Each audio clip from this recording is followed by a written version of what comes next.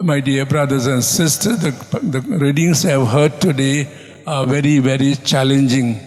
He's asking us to be perfect as your Heavenly Father is perfect, which implies forgiveness, which implies loving those who do not love us, which is what we call the enemy. But we can at least strive to be perfect by making our attempts to walk in the footsteps of what Jesus has done to us in our own life. In the first reading, we hear about Ahab.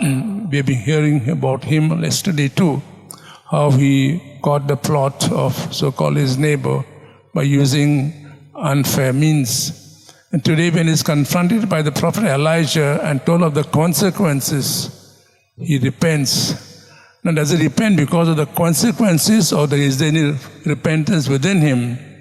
Surely there's repentance within him because of his shown in the outward appearance. He realizes his mistake and starts repenting. God doesn't punish him, but God loves the sinner, though he hates the sin.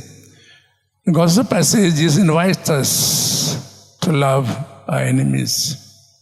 We know that humanly it's impossible to love those whom we call enemies. There may be anyone whom we term as enemies, those who hate us, those who despise us, those who talk against us, and so on. It is impossible to love.